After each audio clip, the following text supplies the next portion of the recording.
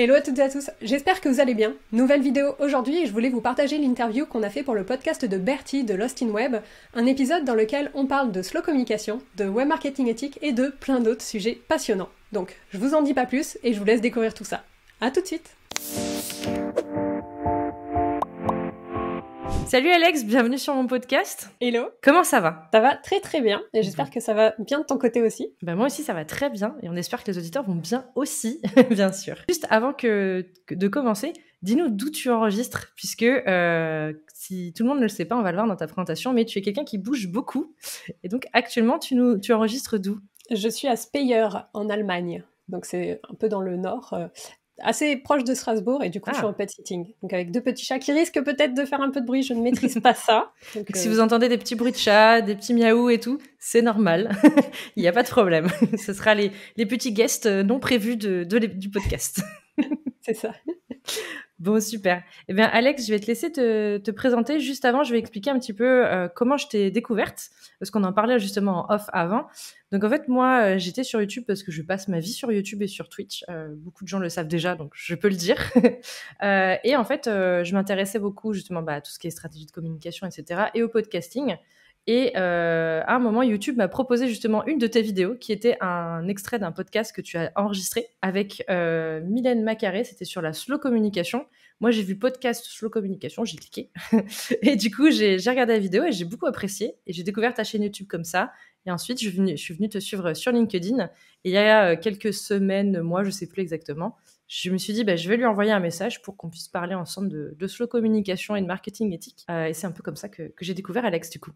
Merci beaucoup. Avec plaisir. Du coup, est-ce que tu peux te présenter un petit peu qui tu es, ce que tu fais, pourquoi tu le fais, pour que tout le monde comprenne un petit peu, du coup, le sujet dont on va parler juste après, justement. Ok. Je vais faire d'abord la présentation version assez rapide. Du coup, je suis dans le marketing et la com depuis 2013. Donc, après mon master, je suis direct passée dans le salariat en tant que responsable communication marketing. Ça s'est pas très bien passé, mais ça, je pourrais le détailler un petit peu après. Ça arrive.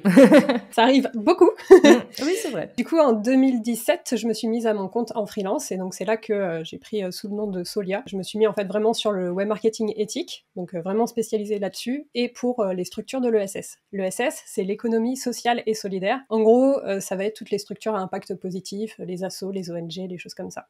D'accord. Donc avec ces personnes-là, en fait, je vais travailler.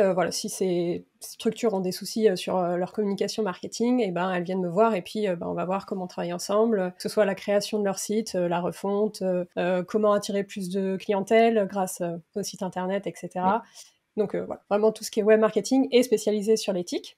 À côté de ça, je suis créatrice de formation en ligne, donc comme toi, ce qui est vraiment pour apprendre à toutes et à tous à bien communiquer sur le web. Et j'en profite, comme je te disais, pour mettre ma petite touche éthique et faire passer les bonnes valeurs au grand public. Donc là, j'ai 3 formations actuellement, c'est sur le SEO, l'inbound marketing et Matomo Analytics. Et finalement, de la création de contenu sur YouTube, comme tu l'as dit, et toujours autour de ce fabuleux sujet du web marketing éthique. Parfait, très bonne présentation, courte et simple, tout à comprendre. En plus, c'est hyper intéressant parce que les formations que tu proposes, c'est pile poil ce que moi je propose pas. Donc c'est complètement complémentaire, donc sans le faire exprès, c'est totalement complémentaire, donc c'est une super bonne chose. De toute façon, vous inquiétez pas, je remettrai tous les liens pour découvrir et redécouvrir Alex dans la description, donc avec sa chaîne YouTube, son compte LinkedIn, son site internet personnel et son site internet Solia. Et d'ailleurs, je me demandais pourquoi il y a 2 sites, entre guillemets. Il y a le site Solia et il y a le site Alex. Est-ce que c'est voulu? Est-ce que c'est comment ça se passe? Parce que tu me fais une tête Ouais, non, c'est une très grosse problématique ça. C'est une très grosse problématique, mais en fait, tu vois mon style, j'ai un look alternatif, j'ai des tatous, j'ai des piercings, j'ai toujours eu les cheveux colorés. On est dans le même game toutes les deux là-dessus, voilà. Pas de souci, tatouage power, piercing power, cheveux colorés, c'est parti. Voilà. Sauf que du coup, j'ai eu beaucoup de difficultés à assumer ça dans le monde professionnel. Et au début, pour avoir mon premier CDI, parce que le CDI c'était le Saint Graal, etc. Il fallait cacher ce genre de choses, fallait pas te faire des tatous apparents. C'était il y a 10 ans, donc. Non, mais je me remets exactement au même, là-dessus par rapport à toi, et je sais que j'ai eu ces grosses questions moi aussi, et j'ai eu de la chance de tomber dans une entreprise vers la fin de mon expérience salariat où le jour où je suis arrivée avec les cheveux roses, personne m'a rien dit.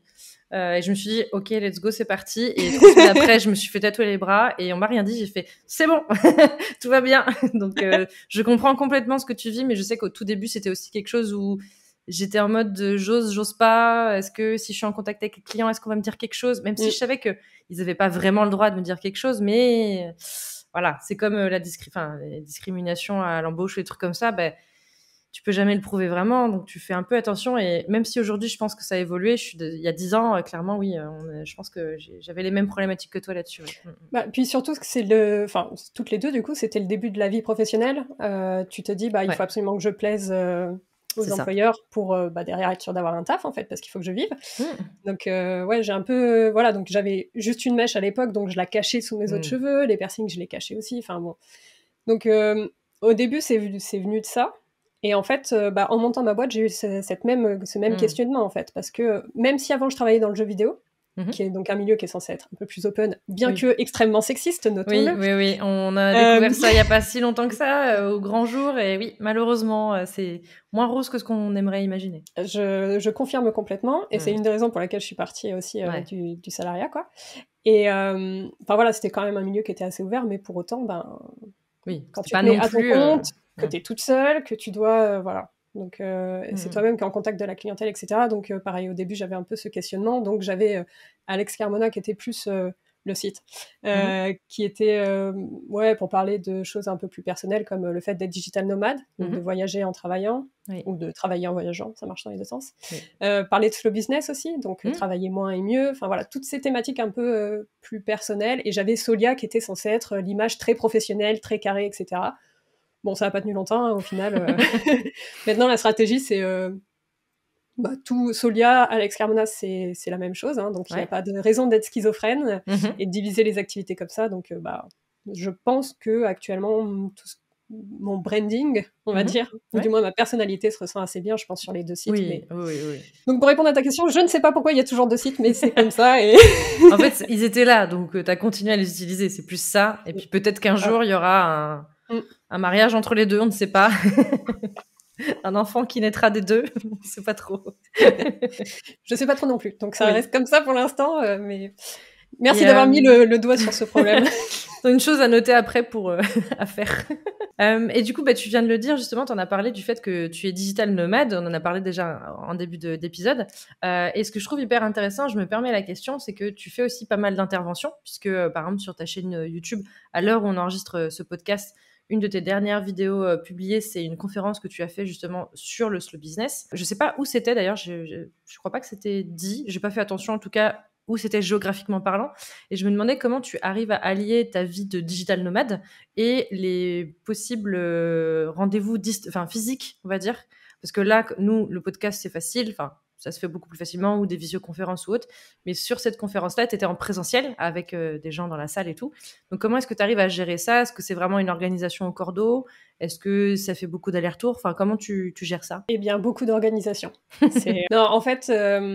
la France, c'est quand même mon pays de base, concrètement, donc j'y retourne quand même de temps en temps. Et le secret, c'est qu'en fait, toutes mes conférences, enfin non, pas toutes, mais la majorité de mes conférences sont à Lyon. Là où tu es originaire, c'est ça? C'est compliqué. Enfin, là où tu as ton pied-à-terre, on va dire plus? Non, c'est vraiment compliqué. Vas-y. C'est là où j'ai passé le plus de temps, je D'accord. pense. Je crois que c'est là où j'ai vécu le plus longtemps en France, donc mes potes sont là-bas, mon réseau professionnel est là-bas parce que j'ai monté mon entreprise quand j'étais là-bas. Donc du coup, j'aime bien y retourner, que ce soit pour le pro ou le perso. Et là, du coup, j'ai fait une conférence en octobre dernier au WordCamp, qui était à Lyon. J'ai fait celle dont tu parles en avril, donc c'est le mois dernier, qui était à Lyon aussi. Mais tu vois, par exemple, j'en avais fait une à Nice, Paris, j'avais fait, je sais plus. J'en avais fait une à Nice, mais voilà, en fait, tu cales avec les autres voyages. Comment est-ce que... Enfin, j'ai prévu de rentrer de toute façon à ce moment-là, donc je vais voir ce qui se fait à ce moment-là.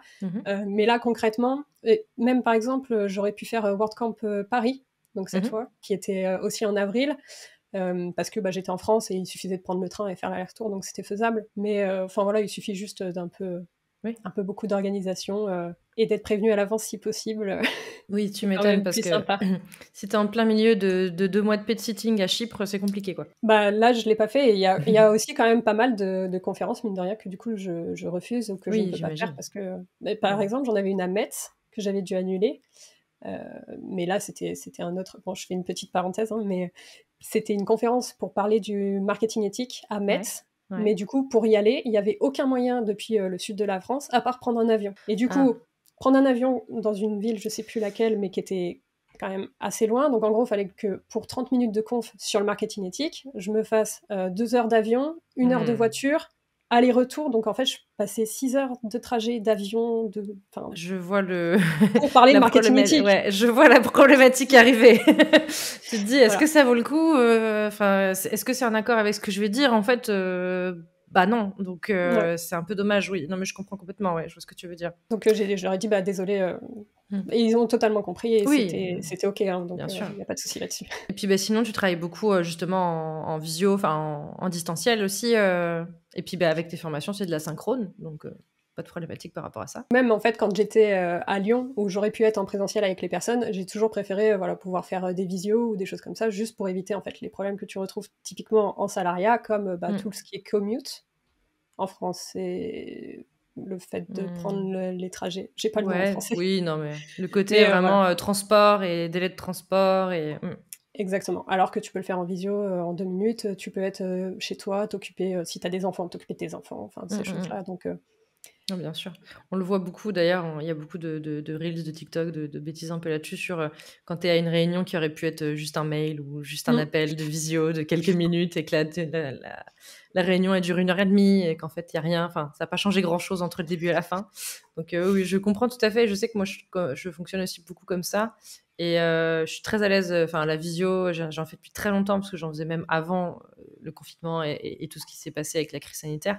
Donc c'est quelque chose où je suis très flexible là-dessus. Je fais aussi encore beaucoup de présentiel, mais c'est vrai que pour certaines fois, et ça m'est arrivé en début de semaine d'ailleurs, quand je vois le temps que je passe dans les transports à y aller pour en fait des choses qui pourraient se faire en mm. distanciel, pas à chaque fois, mais quand c'est possible, c'est vrai que tu as ce côté où tu dis, c'est dommage que voilà, qu'on puisse pas se dire, bah tant pis, on fait ça en visio, enfin voilà. Donc je suis complètement d'accord avec toi sur ça. Mais maintenant, tu peux dire que tu fais du digital nomade, que tu es en direct d'un autre pays, et comme ça, tu forces la clientèle à être. Complètement, je vais leur dire ça, je vais dire: «Bah non, je suis désolée, cette semaine, je suis pas là, je suis pas en France, donc» et quand je vais les appeler, ils me fait: «Mais tu es chez toi là?» «Non, non». Non, c'est un fond vert, vous ne voyez pas, Ça c'est un ouais, fond voilà, vert. non, non, je vais flouter mon fond et non, non, je suis pas chez moi.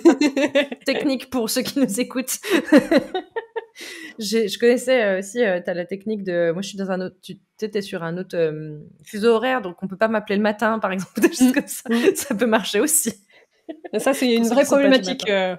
Mais Comme ça, si par contre, c'est. je sais que c'est une problématique parce que j'ai Ouais. déjà échangé avec une autre entrepreneuse, Nana, qui est en Corée du Sud. Et Mm, du coup, comme elle expliquait, c'est que, alors elle, c'est un avantage parce qu'elle a ses moments en synchrone avec ses clients que sur la moitié de la journée. Donc d'un mm. côté, c'est bien, elle focalise tout à ce moment-là, et le reste, elle peut travailler entre guillemets tranquille parce que ses clients dorment. Donc c'est assez marrant. En fait, faut bien trouver de quel Mm. côté de la Terre tu vas. Parce que Oui. du coup, j'avais fait Montréal et j'ai fait Taïwan, par exemple. Et Mhm. bah, c'est soit tu taffes le matin, soit tu taffes l'après-midi. Mais les Ouais. calls à 6 heures du matin, parce que crois-moi que c'est Ouais. pas. Enfin, pour moi qui ne suis pas du matin, c'est pas un vrai plaisir. Ah Quoi. Je non, mais je préfère être de l'autre comprends. côté. Il y a l'année dernière, j'avais fait un call avec Alex Martel. Peut-être que tu connais, je sais pas, qui est Ça sur me du dit rien. copywriting, qui est au Canada. Et moi, il était 13h30 et elle était 7h30, je crois, un truc comme ça. Et du coup, elle m'a dit: «Ah ouais, je suis du matin, donc ça va, mais c'est un peu dur quand même». Donc non, ça avait été chouette, mais il y avait ce côté où c'est vrai que tu te rends compte, bah, du décalage, en fait. Donc et je pense qu'en effet, c'est aussi important. Enfin, je trouvais que c'était bien d'en parler un petit peu sur le côté, bah, comment gérer quand même ta relation client dans ces circonstances-là. Et la preuve, tu y arrives sans problème, donc je pense que c'est faisable. Donc ça peut aussi donner des idées à ceux qui souhaitent être digital nomades, ou en tout cas qui ont cette volonté de pouvoir être flexibles sur leur planning aussi. Donc je pense que c'est intéressant sur ça. Mais après, c'est aussi comme le fait d'avoir un style alternatif. Oui. Enfin, en fait, Mm. faut pas hésiter à en parler avec les personnes. Ouais. Bon, son style, on va pas en parler. Mais être. Bah, être authentique, en fait. Ouais, Ouais, voilà, voilà. c'est ça, être authentique. Pas essayer de le Et cacher et en parler et ça passe très bien, quoi. il y a vraiment ça parce que moi, je vois, je le raconte des fois, j'ai eu une fois un entretien parce que je donne des cours dans des centres de formation, scolaires aussi. Enfin, quand je dis scolaire, c'est post-bac, hein. J'ai toujours des étudiants qui sont au minimum, dans les plutôt 20 ans et cetera. Et une fois, je suis allée dans un établissement, j'arrive et j'avais une chemise, enfin, j'avais une veste longue, mais enfin, je l'avais mise parce que voilà, mais je cachais pas forcément mes tatouages ou quoi. J'avais pas encore de piercing au visage à l'époque, mais j'avais déjà les cheveux roses, le point des cheveux roses et cetera. Et quand je suis arrivée, on m'a regardée en mode: «Ah oui, mais par contre, il faudrait vous attacher les cheveux». Et puis à un moment, j'ai remonté ma manche sans faire exprès, elle dit: «Ah mais par contre, il faudrait porter des manches longues». J'ai fait: «Ouh là, OK». Et en fait, j'ai gentiment expliqué que, moi, c'était pas comme ça que je fonctionnais. Alors j'ai pas non plus été agressive parce que je peux comprendre que la personne qui m'a dit ça, c'est peut-être pas ce qu'elle, elle pense et puis même si c'est ce qu'elle pense, c'est sa manière de penser. Mais c'est aussi peut-être des directives qu'elle a eues, et ça, bon, Mmh. voilà. Mais j'avais ce côté où, moi, je suis comme ça et si vous estimez que mon look, veut dire que je ne suis pas compétente, on va peut-être pas travailler ensemble parce que ça veut dire qu'il y aura certainement des bugs et des incompréhensions sur d'autres sujets, pas que sur ça. Aujourd'hui, je l'assume pleinement, mais comme toi, comme on disait, j'ai eu du mal au début. Et aujourd'hui, c'est même une marque de fabrique presque. Et je sais que j'ai plusieurs établissements aujourd'hui qui étaient contents parce qu'ils me disaient, en fait, les élèves se sentent plus proches de toi et ont moins Mmh. peur de te poser des questions, tout en gardant quand même le côté, je suis quand même votre prof, je suis pas votre pote. Mais par contre, la discussion, elle est grandement ouverte et je sais qu'il y a des gens qui, même des fois, sont plus à l'aise avec moi parce que justement, j'arrive en mode, je suis tranquille. Enfin, voilà. Mmh. J'ai un client l'autre jour, je suis allée en rendez-vous, j'avais mon t-shirt Z-Event, j'étais en jean, enfin voilà, et il m'a dit: «Ah, mais sympa ton look». J'ai fait: «Waouh, merci», parce que pas Mmh. en mode, ah, merci, je m'habille bien, mais en mode, merci, t'es dirigeant d'une entreprise qui a 75 salariés et une entreprise familiale, etc. Et tu me dis, le look, il est OK, ça me rassure, en fait, que ça Mmh. évolue. Et ça, c'est chouette quand même parce que c'est un peu chiant des fois. Mais je me souviens que toi, tu avais des remarques, je crois que je l'avais vu sur LinkedIn, quelqu'un qui t'avait fait une remarque sur les cheveux, je crois, ou je sais plus, comme quoi c'était pas professionnel ou un truc comme Du ça. coup, oui, effectivement, j'en ai eu plusieurs et par exemple, pour ce qui est des écoles, donc je donnais, quand j'étais à Lyon, des cours en école et je sais donc il y avait une amie, en fait, qui m'avait, recommandée auprès de certaines écoles avec lesquelles j'avais travaillé, donc Mmh. des niveaux master et cetera, donc ça se passait très bien et à un moment, elle m'avait raconté que, par contre, il y avait une école de commerce, où en gros, les personnes leur avaient dit: «Ben, non, j'ai plus la formulation exacte, mais en gros, c'était, elle ne rentre pas Dans nos standards ou... dans le thème de notre cours ou de notre école. Enfin, je sais pas. En gros, j'étais pas en Mmh. costume Ouais. pour donner mes cours et tout, et donc, en fait, clairement, les personnes avaient dit non à cause Mmh. de ce à quoi je ressemble. Mais, enfin, c'est aussi, comme tu le dis, en fait, c'est vrai que par contre, les, ouais, les liens, les contacts sont beaucoup plus simples. T'as pas à faire attention à tout ce que la moindre chose que tu dis ou comment, à quoi Mmh. tu ressembles, etc. Et de toute façon, tu devrais même pas Oui. avoir à y faire attention parce que, comme tu dis, parce que je ressemble à ci ou à ça veut rien dire de mes compétences professionnelles, en fait. Ah clairement, ça c'est, enfin, pour moi c'est la base, mais bon, c'est pas encore le cas, dans la tête de tout le monde, on va dire, Ouais, malheureusement. Après, je pense que c'est aussi, très sociétal, sans faire, c'est la société et cetera, mais c'est le côté où c'est des choses qui sont ancrées depuis longtemps, qui sont en train de se déconstruire, on va dire, au fur et à mesure, et on aimerait que ça aille beaucoup plus vite, voilà. clairement. Mais déjà, on peut quand même se rendre compte qu'il y a il y a quand même des évolutions entre il y a même 20 ans et aujourd'hui, ou même il y a 10 ans et aujourd'hui. Mmh. On aimerait que ça aille plus vite, c'est juste la seule chose, importante par rapport à ça, quoi. Mais bon. Mais c'est pour ça que je suis un peu Mmh. moins, diplomate, on va dire, Ouais, que mais je toi pense que et tu as que, raison d'être plus franche. mais c'est qu'en fait, quand on me fait des commentaires sur le physique, à moins, en fait, c'est ce que je disais dans le post LinkedIn dont tu parles, parce que je m'en Ouais. souviens, c'est que, une personne m'avait dit, avait écrit un mail où, en gros, on faisait un échange de mails pour parler de formation, parce que c'était un des élèves de la formation SEO, je crois, Ouais. et donc on parlait de SEO, donc pas un sujet très, voilà. Mmh. Et à la fin, il signe son dernier mail par PS, j'adore ton look, ou je sais pas, quelque chose comme ça. Ah oui, je me souviens, il y avait ça aussi, ouais. Voilà. Ouais, ouais. Et du coup, j'étais en mode, mais en fait, pourquoi est-ce que tu me parles de quelque chose de pas du tout professionnel, qui n'a rien à voir, et que c'est juste pour donner ton avis et ton Mmh. commentaire? Mais ça, enfin voilà, pour moi, donc je suis très engagée sur tout ce qui est Oui, oui, combat oui, féministe. bien sûr. Donc je pense qu'il y a aussi ça, le fait que voilà, je sois beaucoup là-dedans. Du coup, voilà, je suis un peu, Mmh. voilà, j'ai un peu certaines pensées vis-à-vis de ça. Ah bah oui. Voilà. Et je sais que tu me disais en off aussi avant quand on en discutait que justement tes formations, tu fais en sorte de toutes les enregistrer en langage inclusif, c'est ça? Ouais, Et que c'est ça. tu disais que sur, alors si je dis pas de bêtises, environ, parce qu'on n'avait pas les chiffres exacts, mais à peu près 5000 élèves que tu as eu. Tu as eu quoi, 3-5 retours, je sais plus? 3 retours. En fait, bon, il y a un peu plus de 5000 élèves, comme toi, Oui, je ne sais pas. à quelque chose près. Euh, ouais, voilà. Et j'ai eu 3 commentaires négatifs qui me parlaient en fait de l'écriture inclusive en disant ouais, cette formatrice ne s'est détruit la langue française, enfin, je sais pas, mais Mmh. enfin, des trucs de boomer, quoi, clairement. C'était des commentaires de boomer aigris. Ouais. Et enfin, 3 sur 5000, Ça va, c'est un beau ratio. voilà. Il y a tout le reste qui était OK et que ça Mmh. n'a pas gêné et j'ai quand même plein de retours hyper positifs sur les formations, tu vois, Mmh. et j'en ai même beaucoup qui m'en parlent même pas, en fait. Non, puis je pense que on parle souvent de tu sais, penser son client idéal, son persona, et cetera. Mais en fait, ce qui est intéressant, c'est que ça t'aide aussi à penser ton anti-persona, c'est-à-dire la personne avec qui Ouais, tu ne ouais, veux pas travailler. Et là, typiquement, c'était des anti-personas pour toi. Bon, ça s'est trouvé que ça s'est fait après qu'ils aient acheté ta formation, mais il y a ce côté où tu te dis, bah, ok, bah, si tu veux pas, enfin, ça te gêne, pas grave, on se sépare sur ça, bonne continuation de vie, c'est pas grave, et puis au revoir, parce que bah, justement, ça matchera pas ensemble. Si ça te choque, ça matchera pas ensemble. ouais. Donc ça, je trouve ça important. Et je pense que de toute façon, ça va avec toute ta volonté de développer le marketing éthique et justement la slow communication. C'est totalement cohérent par rapport à ta vision là-dessus. Donc en plus, ça va avec. Enfin, je veux dire, c'est pas, tu vois, en totale opposition ou un truc qui sort de nulle part. Donc c'est Mm. ça qui est vraiment intéressant. Pour terminer, parce qu'en fait, on était sur ta présentation, mais on a un peu digressé, mais c'est pas grave, c'est très bien, parce que comme ça, les gens te connaissent mieux aussi. Pour terminer, donc aujourd'hui, tu as plus de 7600 abonnés sur LinkedIn et tu as bientôt les 500 abonnés sur YouTube. J'espère qu'on Oui. va les passer après cet épisode, que les gens vont venir s'abonner à ta chaîne YouTube avec grand plaisir. Tu me disais justement que tu étais beaucoup sur le blogging et que tu es en train de basculer de plus en plus sur la vidéo. En fait, comment est-ce que tu as géré ça enfin, justement dans ton évolution? Hmm. C'est une très bonne question. Enfin, ou alors, si tu préfères, pourquoi aujourd'hui tu te diriges plus sur la vidéo? Peut-être que c'est plus simple comme ça. En fait, quand j'ai créé mon site professionnel, direct, vu que des formations professionnelles, marketing, tout Mmh, ça, mmh, mmh. je me suis dit, il faut que j'ai un blog.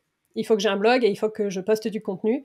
Donc au début, on peut aussi avoir ces tendances à se dire, il faut que je poste du contenu, peu importe ce que c'est, il faut que je sorte quelque chose. Donc, bah, parfaitement en lien avec la thématique d'aujourd'hui sur la slow communication, Ouais. j'ai vite arrêté ça parce que de toute façon, ça marchait pas pour moi et Mmh. enfin, c'était juste, ça me tuait, j'avais plus aucune motivation et envie d'écrire. Et, et puis, bah, j'ai commencé à, à me mettre aux vidéos pour les formations en ligne. Et je Mmh. me suis rendu compte que bah, c'était un format où je me sentais beaucoup plus à l'aise, qui me motivait beaucoup plus, que j'avais un peu plus de liberté. Et en plus, j'avais besoin de montrer souvent des choses. Donc, je Oui. trouve que c'est pas la même. Pour la personne qui crée et la personne qui consomme le contenu, c'est pas la même chose d'avoir un tuto avec des photos à Mmh. suivre et versus bah, de la vidéo avec vraiment Oui, de c'est la pas la même démonstration. dynamique. Mmh. Exactement. Mmh mh. Et donc c'est plus pour une question de préférence du format, Mmh mh. parce que voilà, c'est un format qui, à l'heure actuelle, m'inspire et me motive plus que du blogging classique. Et j'avais pensé, tu vois, par exemple, au podcast, Mmh. uniquement audio, ben, la vidéo me manquait parce que j'avais Ouais, besoin de ouais. montrer des choses, ouais, que ce soit même mes émotions par le visage ou des Mmh. exemples de com inclusive ou pas du tout.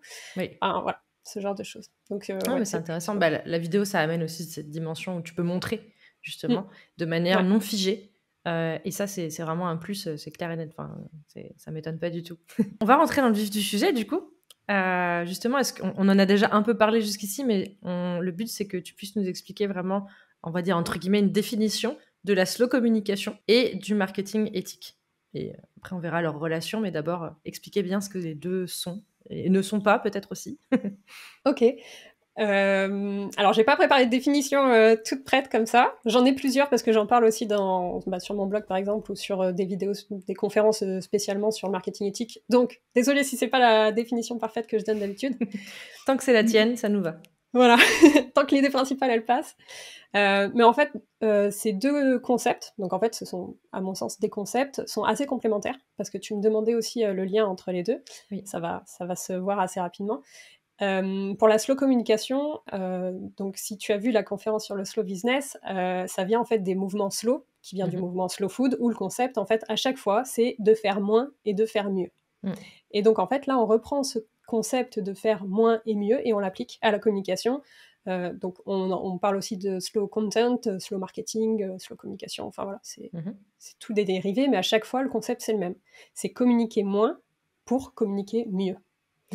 Donc en gros, comme je t'en parlais en fait il y a 2 secondes, c'est pas je vais écrire plein d'articles de blog et faire plein de posts LinkedIn parce qu'il faut que je poste absolument pour l'algorithme, machin, etc. Et peu importe si le contenu que je sers, au final, il est shitty. C'est je vais me concentrer au contraire pour faire peut-être que 3 articles par année, mais au moins ce sera des bons articles qui vont servir mes objectifs, qui vont plaire à mon audience et qui sont vraiment ultra, ultra qualitatifs en termes de finalité, quoi, d'objectifs remplis. C'est marrant parce que ça vient vraiment à l'opposition de ce qu'on entend beaucoup aujourd'hui, le côté il faut faire du contenu, il faut pisser du contenu limite au kilomètre, tu vois. Et ce côté, oui, mais si tu postes que un article par mois ou même par trimestre, on va dire, par exemple, parce qu'un par mois encore, ça va, mais imaginons, on te dit tu postes un article par trimestre, on va dire ça sert à rien d'avoir un blog, c'est pas assez régulier, etc. Et je pense que ça peut stresser aussi beaucoup de personnes sur ce côté, je suis obligée de faire plus, trop, etc. Et donc la slow communication, elle vient complètement en opposition à ça. Et en même temps, je pense que oui, ça doit faire un peu peur aussi dans une sens de dire oui, mais si je communique pas assez, est-ce que ça va être bien quand même? Mais comme ça se base sur la qualité, normalement, c'est censé être quand même pertinent. C'est ça, en fait, au lieu de faire, te dire bon, je vais écrire cet article parce qu'il faut absolument que j'écrive un article, donc bon, allez, on y va. Au contraire, c'est tu prends en fait ta feuille, ton plan de com ou ta strat marketing et tu te dis ok, si je devais faire qu'un seul contenu, mais qui me ramènerait des clients, enfin de la cliente ou des leads, enfin peu importe où tu es dans ton entonnoir marketing. Oui. Mais en gros, quel serait le contenu le plus utile que je pourrais faire, qui servirait mon audience et qui moi derrière me servirait aussi? C'est tellement la question. Mais c'est ça, mais en fait, il n'y a pas besoin d'avoir 1 milliard de contenus pour plaire aux algorithmes, parce que derrière, si tu n'as pas en fait la suite de ton entonnoir qui est assurée, on va dire, donc des contenus réellement utiles qui servent tes objectifs et qui plaisent à ton audience, en fait, pourquoi est-ce que tu fais du contenu, quoi? Ah bah, c'est clair. Je suis d'accord à 1 milliard de %. Donc j'ai un exemple, hein, si tu veux, c'est que Ouais, bah oui, de toute façon, on va citer des exemples comme ça sera encore plus parlant, je pense. sur mon site perso, sur mon blog, enfin pas perso, sur mon site solia.fr, avec mon blog pro, je crois que j'avais, je peux regarder, mais j'avais peut-être 3 articles et les premiers que j'ai faits, et j'avais fait un seul lead magnet, c'était la checklist pour le SEO. Oui. Donc entre 2019 et 2017, il y avait peut-être 6 articles, donc autant te dire que j'avais pas posté beaucoup. Mais par contre, la checklist SEO, c'était un truc qui plaisait, que j'avais travaillé. Donc un lead magnet, c'est un document à télécharger. Je sais pas si tout le monde sait, mais voilà. Oui, C'est un document, c'est un document à télécharger qui permet de récupérer une adresse mail en général pour derrière communiquer avec la personne. Et donc en fait, j'avais peu d'articles, donc en termes d'algorithme, tout ça, bon, c'était pas le top. Mais par contre, j'avais ce lead magnet, ce document que j'avais beaucoup réfléchi et beaucoup travaillé pour qu'il soit au top, et qui derrière me permettait de récupérer des leads, donc des contacts, des adresses mail, pour ensuite parler sur ma newsletter de sujets liés à ce thème-là, quoi. Donc ça, c'est un exemple. Ouais, c'est hyper concret. Et du coup, le marketing éthique? Alors, le marketing éthique, c'est un sujet qui est beaucoup plus gros et je pourrais en parler pendant très très longtemps. Donc, mais en gros, d'après moi, la slow communication, c'est quelque chose qui fait partie, qui est complémentaire en fait au marketing éthique. Le marketing éthique, tu vas avoir une réflexion qui est plus large que juste, entre guillemets, la stratégie de communication ou les supports. Tu as vraiment toute la réflexion sur, ok, c'est quoi l'impact de ma stratégie marketing en termes environnemental, social, sociétal, etc. C'est vraiment une réflexion qui est plus globale. Donc, comment est-ce que je fais en sorte que mon positionnement soit à impact positif et pas renforcer des stéréotypes, par exemple, ou pas mal représenter la diversité, ou pas être hyper accessible. Donc, vraiment, ça touche aussi bien le choix des outils que la stratégie de communication en tant que telle, que ton positionnement, que la représentation que tu vas avoir dans tes supports visuels. Enfin voilà, c'est vraiment très très large. Ah bah oui. Et ça me fait penser justement à une chose qui est en fait, tu vas me dire si ça rentre dans le marketing justement. C'est que par exemple, on parlait de lead magnet qui sert à récupérer des adresses mail justement pour pouvoir après envoyer des newsletters. Et je sais que par exemple, une chose qui est importante à faire et que certains ne font pas, c'est de temps en temps, alors ça dépend du rythme de chacun, mais de faire du tri dans ses abonnés newsletter, et du coup d'enlever les inactifs, les adresses mail qui marchent pas, les bugs, etc., les spams et tout.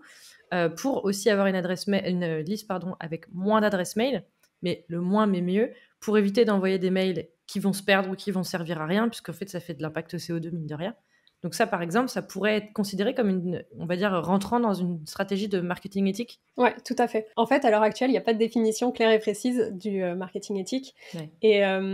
Mais à mon sens, c'est vraiment, voilà, tu prends toutes les actions qui peuvent te permettre de rendre le marketing moins dégueulasse, pour le dire crûment. Et ouais, essayer d'avoir un maximum d'impact positif. Et par exemple, tu vois, on parle de l'éco-conception des sites internet. Donc le fait de travailler ton site pour qu'il consomme moins d'énergie en étant stocké sur des serveurs ou donc avec une taille plus petite, ou quand tu l'affiches sur ton navigateur que ça demande moins de ressources, et ben là, comme tu parles des bases de données, c'est pareil. Ces adresses mail, elles sont stockées sur des serveurs. Puis après, tu as toute la notion de RGPD aussi qui rentre en compte, donc le respect des personnes, de la vie privée, etc. Mais en soi, c'est aussi le respect des personnes, hein, parce que ça sert à rien de spammer quelqu'un qui n'ouvre rien, en fait. Bah oui, enfin, ça sert à rien, donc c'est ni utile pour toi, ni utile pour lui, donc faut arrêter, en fait. C'est comme s'il y avait quelqu'un qui, tous les jours, venait taper à ta porte et tu l'ouvres pas, mais il vient tous les jours quand même. Bah, c'est chiant pour tout le monde. On est bien d'accord. Donc, ouais, non, à mon sens, voilà, tu as le marketing éthique où le but, c'est d'essayer d'avoir un marketing qui soit le plus juste et durable pour toutes et tous. Et tu as cette notion de slow communication qui est parfaitement complémentaire et qui match bien avec. Pour résumer un peu ça, j'ai développé une démarche. J'appelle ça ma démarche marketing éthique, où en gros, le but, c'est de bien communiquer. Donc bien, tu as B pour bienveillance, donc dans le respect de toutes et tous, avec le I, avec l'inclusion, donc que ce soit pour la représentation de la diversité ou pour l'accessibilité, parce qu'il y a aussi les personnes, les personnes qui ont des handicaps ou les personnes qui n'ont pas une super connexion Internet, enfin ces gens-là qu'il ne faut pas oublier. La partie, donc le E de bien qui est pour l'éco-conception, donc la notion d'avoir le moins d'impact environnemental possible. Et enfin, le N pour naturel, donc avoir une communication qui soit organique et responsable. Et dans ce N-là, je mets typiquement la slow communication et le fait de ne pas faire de l'outbound, mais plutôt de l'inbound marketing. Donc... En fait, si on résume, le marketing éthique, c'est une stratégie globale à l'intérieur de laquelle, parmi les différentes étapes et les choses importantes à prendre en compte, la slow communication est un des piliers pour que ça se passe bien et pour soutenir ce marketing éthique. C'est ça. À mon sens, c'est ça. Et je dis bien à mon sens parce que, comme je te le disais, il n'y a pas de définition vraiment gravée dans la roche. Mais du coup, tu me parlais au début de comment est-ce que j'en suis arrivée là. Et en fait, voilà, c'est ces expériences de marketing en salariat dans le jeu vidéo, typiquement, où ça s'est très, très mal passé. Qui était, j'imagine, loin d'être éthique. Voilà. Et puis, même en termes... humain. Voilà. En termes humains, c'était catastrophique, mais bon, ça, c'est un autre sujet. Mais en gros, je suis arrivée à un moment où j'en avais marre de faire du marketing aussi pour des pots de yaourt, entre guillemets. Alors que je suis passionnée de jeux vidéo, hein, mais juste... à quoi ça sert? Enfin, tu vois. Ouais, non, mais à la fin, t'as l'impression d'être un vendeur de tapis, en fait. C'est ça, c'est exactement ça. Et donc, c'est à ce moment-là où j'ai pris, en fait, toutes mes valeurs, parce que du coup, depuis toujours, je suis hyper engagée dans plein de sujets, le féminisme, etc. Et puis, même l'écologie, je suis végé depuis que j'ai 16 ans, enfin, tu vois, genre... plein de choses, quoi. Et du coup, j'ai juste pris toutes mes valeurs et je les ai mises dans mon taf et ma façon de travailler. Et... tadam, marketing éthique. Solia. C'est ça. Tiens, d'ailleurs, je me permets une parenthèse. Pourquoi Solia? Il y a une signification peut-être? Je sais pas. Je voulais ou une pas, plante. Hein, je veux pas Ouais, si. Si. En fait, je voulais déjà un nom qui soit pas pris, un nom qui commence par S parce que j'avais envie, et une plante. Et du coup, j'ai trouvé Solia, qui est une plante bleue. Donc, parce que j'ai les cheveux bleus depuis très très très longtemps. Et si tu la lèches, tu meurs. Et du coup, je trouvais ça assez marrant. Voilà. Ça, c'est pour les boomer haters. Exactement. Et je voulais me la faire tatouer, mais au final, c'était pas possible de faire cette plante-là en X-ray. Ça n'a rien à voir, mais... Non, mais j'aime bien la signification, elle est très fun. Enfin, du coup, ça marche bien, c'est tout à fait c'est cohérent, ça marche très bien. Je sais qu'il y en a plein qui ont des histoires derrière leur nom de boîte, donc je trouve ça toujours intéressant de poser la question. Puis là, j'y ai pensé, oui, je t'ai pas demandé pourquoi Solia, et en fait, l'explication est vraiment top. Elle est pas très réfléchie, hein, mais au moins elle existe, quoi. Elle est là. Ça. Puis elle est en accord avec toi et tes valeurs, donc ça marche très bien.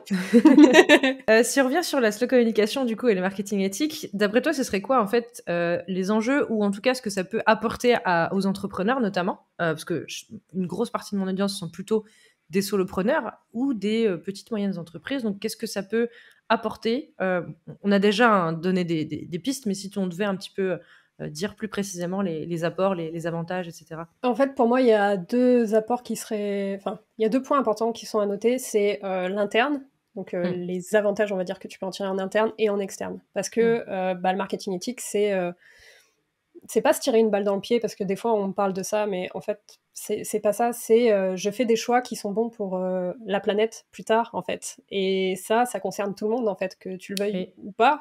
T'as pas le choix, en Oui, fait. on est d'accord. Au bout d'un moment, voilà. Donc, il y a cet impact sur la planète en termes environnementaux, mais il y a aussi l'aspect sociétal. Donc, si on peut arrêter d'avoir des publicités qui renforcent les stéréotypes et qui font que, quand tu sors dans la rue, tu vois des meufs à poil qui sont comme ça, qui sont en taille 26, parce que c'est même pas du 36, qui sont hyper photoshopées, qui sont blanches, qui sont... Enfin, c'est bon pour personne, en fait. J'en parle dans la conférence, en fait, ce méga impact du marketing et de la communication. On a des choses dramatiques qui se passent, donc le sexisme, bien entendu, le racisme aussi. Mais par exemple, il y a Nestlé qui avait fait une campagne de com pour inciter, alors, il faut que je me souvienne, mais en gros, pour dire que le lait en poudre, c'était meilleur pour la santé des personnes, enfin des bébés, pardon. Oui. J'ai pas l'habitude des enfants, donc c'était meilleur pour les enfants, etc. Et sauf que du coup, ils ont marketé ça dans des pays en développement, qui n'avaient pas les moyens d'avoir accès à l'eau potable, qui n'avaient pas les moyens de s'acheter la formule, alors qu'apparemment, une fois que ton bébé y a goûté, tu peux plus faire demi-tour, quoi. Donc, et ça a causé la mort d'un nombre incalculable, en fait, de bébés dans ces pays en développement. Parce que du coup, ils marketaient en disant, regardez, si vous voulez la belle vie occidentale, il faut prendre du lait en poudre, etc. Et vraiment, enfin, des exemples de l'impact du marketing et de la com, on peut en trouver des centaines de milliers. Notamment, il y a la dysmorphophobie, si je dis pas de bêtises aussi, qui est arrivée aussi de là. Sur le côté où avec les filtres, des personnes qui n'arrivent plus à se regarder sans filtre ou sans maquillage ou sans fossiles ou que sais-je, ou etc. Et ou par exemple, je sais que mon téléphone, quand je fais des photos avec le mode selfie, il retouche automatiquement mon visage. Et au départ, je m'en étais pas forcément rendu compte. Et en fait, c'est une fois où je prends la photo, je fais mais quand même là, j'ai un super glow là, alors que je suis pas, enfin, je suis pas si ouf que ça aujourd'hui, quoi. Et en fait, je me suis rendu compte qu'il y avait un filtre de base et que ça me changeait ma vision de moi-même. Et la dysmorphophobie, c'est un peu ça. Alors, bien sûr, je résume, mais c'est un peu ce côté où certaines personnes n'arrivent plus à accepter la vision de leur corps. Et par exemple, des personnes qui sont déjà très minces, qui se voient trop grosses, ou enfin plein de choses comme ça, ou avec les filtres, en effet, qui ont encore plus renforcé ce côté où on peut tous aujourd'hui avoir le glow de ouf, le cat size, etc. Et alors, pareil, je dis pas ça dans le sens où il faut pas se maquiller ou quoi, on fait ce qu'on veut. Et moi, je me maquille régulièrement et j'aime ça, c'est pas la question. Mais ce que je veux dire, c'est le côté où on est rendu au stade où on peut plus faire sans et où l'identité de la personne, elle est mise à mal à cause de ça. Et en effet, c'est aussi, comme tu disais, le problème de certaines représentations trop photoshopées, trop lisses, trop... Et d'ailleurs, on voit aussi des dérives des fois où on voit certaines photos, on se dit, mais là, la taille de cette personne-là n'est pas possible. Elle ne peut pas respirer, elle ne peut pas manger. C'est impossible que cette personne fasse cette taille-là.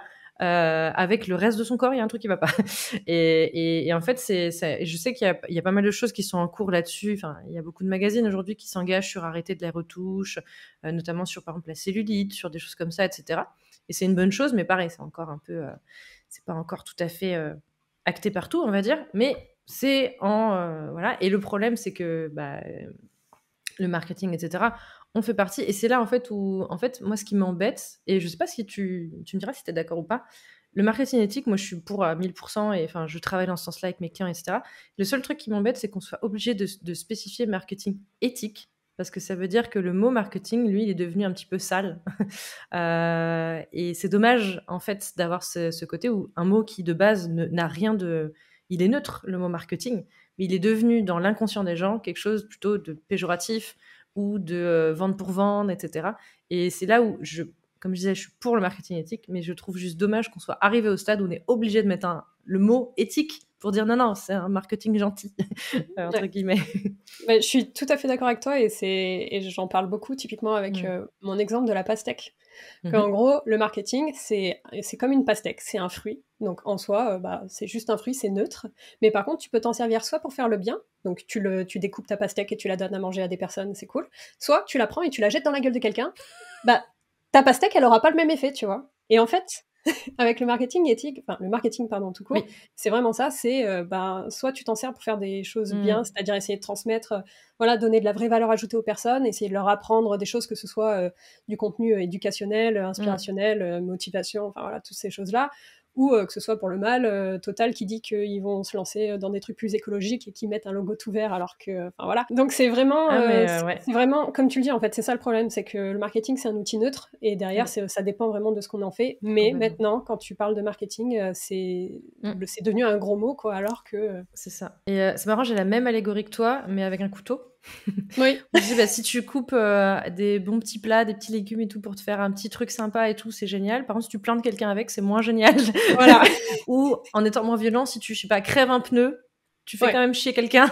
Donc, et c'est un peu ce côté-là. Comme tu dis, c'est un outil, c'est une chose neutre.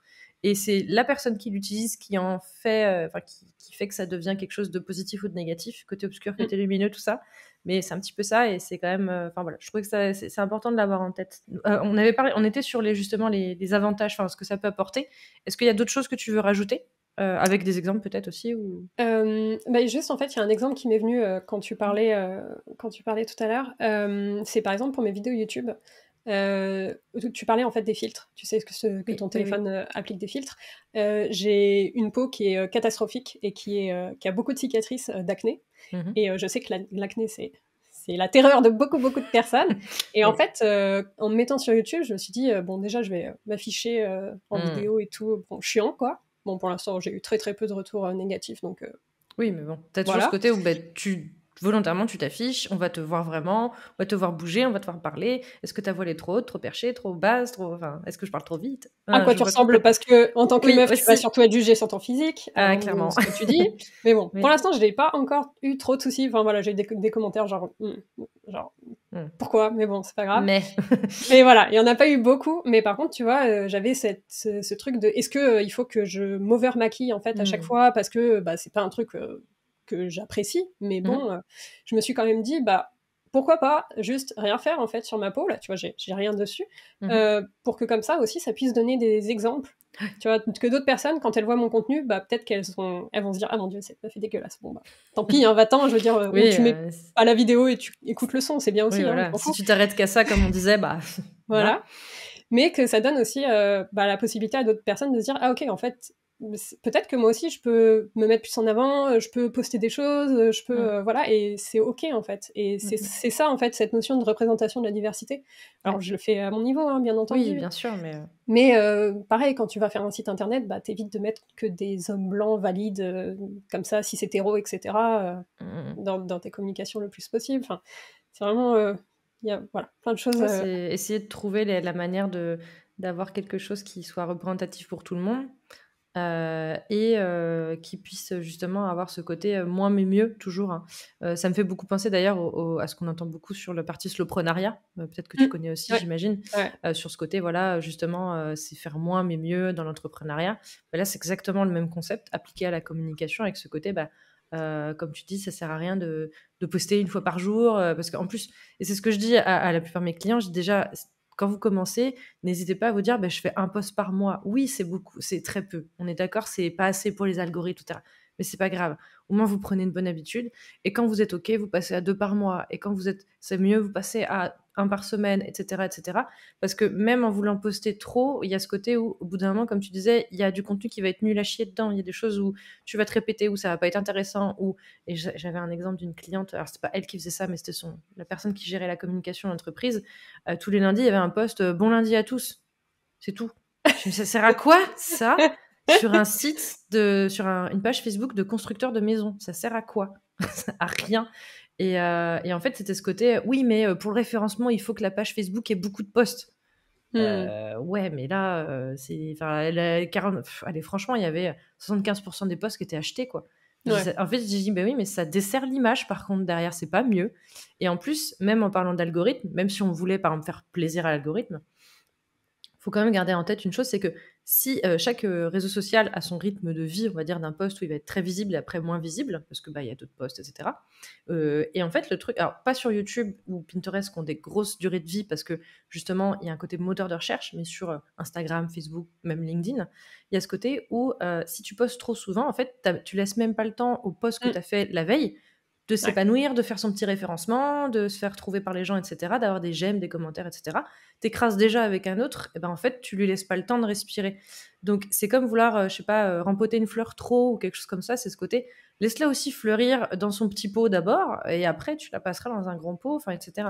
Donc, il y a ce côté où il faut prendre son temps aussi, et même si un jour on arrive, imaginons, quelqu'un arrive à avoir assez de contenu pour faire un post par jour pendant 1 an, qui soit pertinent. Imaginons dans un monde idéal, est-ce que ça vaut le coup? Est-ce que ça vaut pas le coup de se dire, bah, je vais peut-être poster que 2-3 fois par semaine, imaginons, mais du coup, ça veut dire que j'ai du contenu pour 2-3 ans peut-être. Et c'est pas plus mal en fait. Donc, il vaut mieux voir les choses comme ça, et j'essaye beaucoup de faire comprendre à mes clients ce côté-là, et ce côté aussi, bah, justement, moins mais mieux, ça veut aussi dire que ça peut prendre plus de temps, et que c'est pas en une semaine qu'on va gagner 1500 abonnés. Si c'est le cas, bravo, et c'est pas la question, hein, mais que ça prend du temps, et puis en plus, bon, je pense que tu es d'accord là-dessus, le nombre d'abonnés, c'est pas ce qui fait la qualité du contenu, enfin bref, surtout qu'on peut en acheter des abonnés aujourd'hui.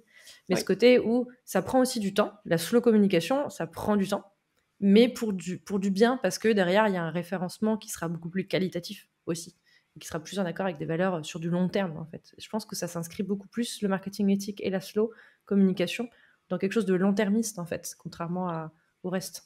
C'est exactement ça. C'est vraiment, c'est ce que tu dis, et du coup, moi, j'appelle ça la je vais pas le dire. Cannibalisation. Voilà, merci. Donc, ce mot-là, parce que tu as tout à fait raison, en fait, en termes d'algo, ça va pas être super positif, ou du moins, tu vas perdre ton temps, en fait, et gâcher tes efforts.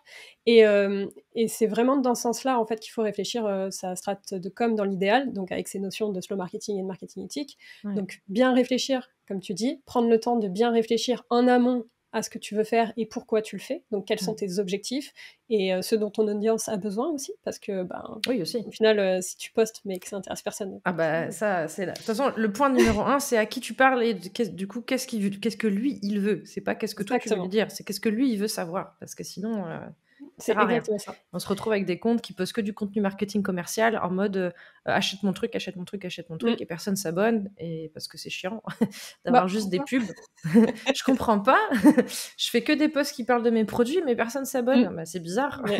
T'as parlé de tes valeurs, t'as parlé de ta vision, t'as parlé de ton équipe, t'as parlé de comment tes produits ils sont construits, enfin tout ça en fait, puis en plus il y a tellement de choses à dire en fait, que c'est trop bête de se, enfin bref. C'est un autre sujet, mais on est d'accord. On est convaincus, c'est bon. Je pense on est toutes les deux convaincus dans le truc, donc. Mais effectivement, c'est des choses qui prennent plus de temps, mais c'est aussi pour ça que tu as à travailler, j'entends, comme tu dis, parce que du coup, tu vas pas en sortir un tous les jours, mais par contre, le peu que tu vas sortir, tu vas travailler et faire en sorte qu'il soit le mieux possible. Mais c'est aussi des choses qui sont aussi plus durables dans le long terme, tu vois. Si tu travailles bien ton lead magnet, tu vois, ma checklist SEO, comme je te disais, je l'ai postée, attends, je l'ai là, le 1er novembre 2019, elle est sortie. Autant te dire que là, elle me ramène encore des adresses mail, en fait. J'ai encore des personnes qui vont... Ouais, et pourtant, parce que voilà, j'ai pris le temps de bien la travailler, de bien travailler le SEO aussi sur l'article, les maillages internes et tout ça, et enfin voilà, et je l'ai pas sponsor, j'ai pas fait de l'ads dessus ou que sais-je, tu vois. Et du coup, tu postes combien par semaine ou par mois sur LinkedIn? Ah bah moi, je poste si je fais un post par semaine, déjà, c'est bien. C'est bien, hein, parfois il faut pas plus, parce que ça j'essaie aussi, de pas me forcer trop. En fait, c'est exactement ce que tu viens de dire là, ne pas se forcer, c'est l'essence de la slow communication pour moi, et c'est le premier impact positif en fait que j'y ai vu. Parce que à un moment, j'étais voilà, quand j'ai lancé ma boîte, j'étais à fond en mode LinkedIn, il faut que je poste 2 fois par semaine et tout, et en fait, je m'en suis dégoûtée, ça a pas tenu, puis enfin LinkedIn déjà voilà, c'est pas le réseau, c'est pas tu vas pas regarder des reels et des trucs cool, voilà, c'est voilà. Mais de revoir mon rythme et de revoir le contenu que je postais dessus, c'est ce qui m'a permis de tenir là, tu vois, depuis 2017, je poste 1 fois par semaine sur LinkedIn, avec quand même des pauses, parce que tu as le droit de faire des pauses, c'est ok. Ouais. Les algorithmes vont pas t'oublier du jour au Oui. lendemain, donc c'est tout à fait ok de faire des pauses de temps en temps. Bah oui, Et moi ça je fais marche, des quoi. pauses. Sur LinkedIn, et je le dis d'ailleurs parce que j'ai sorti une formation dédiée sur LinkedIn, justement. Ma formation en ligne, elle est sur LinkedIn. Et je le dis direct, je dis, mais moi aussi j'ai fait des pauses sur LinkedIn. Moi aussi, il y a des moments où je publie moins. Moi aussi, il y a des posts aussi avec du recul où je vais pas dire honte, mais je les aime moins, on va dire. Je suis en mode, oui, alors Ouais. celui-là, bon, voilà. Mais aussi, là, je me rends compte qu'en ce moment, quand je poste, j'essaye de poster ce que je trouve pertinent, en fait. Et je suis pas en train de me dire, ah, faut que je sorte un post cette semaine, qu'est-ce que je vais dire? Je suis plutôt en mode, tiens, j'ai envie de parler de ça, je vais le faire, et il sortira cette semaine ou la semaine prochaine, c'est pas gravissime. Il y a des semaines où je sors pas de post, ça m'arrive. Mais globalement, j'essaye d'avoir, on va dire, un rythme quand même, histoire de pas non plus être complètement off de la plateforme non plus. Et puis j'ai des choses à dire aussi. Mais comme tu dis, voilà, c'est ce côté où j'ai essayé de pas me forcer à me dire il faut que je fasse tant pour être sûr, etc. Même sur Instagram, à un moment, j'étais en mode ouais, il faut absolument que je fasse minimum 3 posts par semaine parce que sinon, l'algorithme va m'oublier, les gens vont pas me suivre, etc., etc. Et en fait, j'ai un rythme, on va dire, qui est... De toute façon, j'ai minimum un post par semaine parce que j'ai mon épisode de podcast qui sort, donc je le partage sur Instagram. Pas forcément sur LinkedIn, ça dépend des sujets. Des fois, je le partage, des fois, je me dis que c'est pas la plateforme pour, donc je le fais pas. Et sinon, souvent, j'essaie d'avoir au moins un autre post dans la semaine qui parle d'autre chose, du coup, parce que pas que mon podcast.